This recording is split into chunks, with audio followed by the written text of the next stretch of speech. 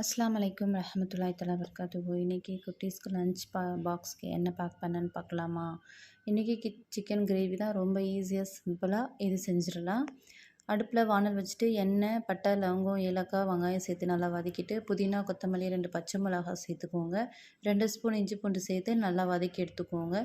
ஒரு மிக்ஸி ஜாரில் 3 தக்காளி, ஒரு பிடி அளவுக்கு முந்திரி இதையுமே சேர்த்து நல்லா ஃபைன் பேஸ்ட்டாக அரைச்சி அதையுமே நம்ம வானலில் சேர்த்துக்கலாம். சேர்த்து நல்லா மிக்ஸ் பண்ணி விட்டுட்டு, உப்பு, மஞ்சள் தூள் மட்டும் சேர்த்து நல்லா வதக்கி விட்டுட்டு, இப்போது வாஷ் பண்ணி வச்சுருக்க சிக்கனையுமே சேர்த்துக்கலாம். சிக்கன் சேர்த்துட்டு நல்லா ஒரு 10 மினிட்ஸ் நல்லா கிண்டி விட்டுட்டு, இது நல்லா 10 மினிட்ஸ் அப்படியே மூடி போட்டு வச்சுருங்க. இதில் சிக்கனில் இருக்கிற தண்ணி எல்லாம் வரட்டும்.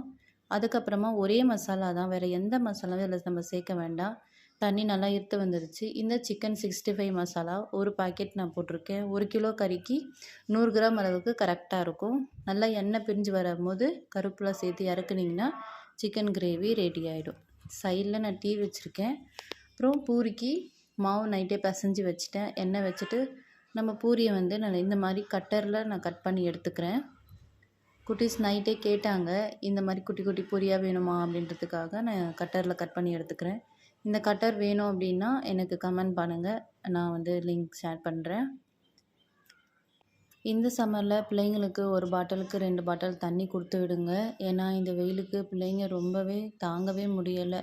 எல்லா இடத்துலையுமே ஃபீவரு, ஸ்டொமக் பெயினு, வாமிட்டு இது மாதிரி நிறையா இருக்குது. அதனால் பிள்ளைங்களை எந்த அளவுக்கு நீங்கள் பார்த்துக்கிறீங்களோ அந்த அளவுக்கு சேஃப்டியாக பார்த்துக்கோங்க. நான் பூரி போட்டு எடுத்துக்கிறேன். பூரியை போட்டுட்டு நல்லா இது பண்ணி விட்டுட்டு, இந்த மாதிரி பாருங்கள், பார்க்கவே சூப்பராக இருக்குல்ல.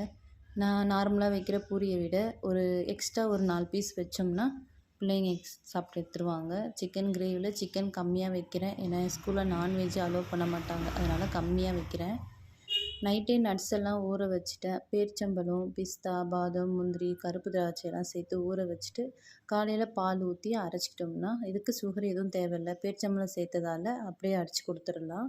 இதையுமே பேக் பண்ணிட்டேன். ஸ்நாக்ஸுக்காக ஆப்பிள் தான் வச்சுருக்கேன், வேறு எந்த ஃப்ரூட்ஸுமே இல்லை. இதையுமே லஞ்ச் பேக்கில் நம்ம பேக் பண்ணி வச்சிடலாம்.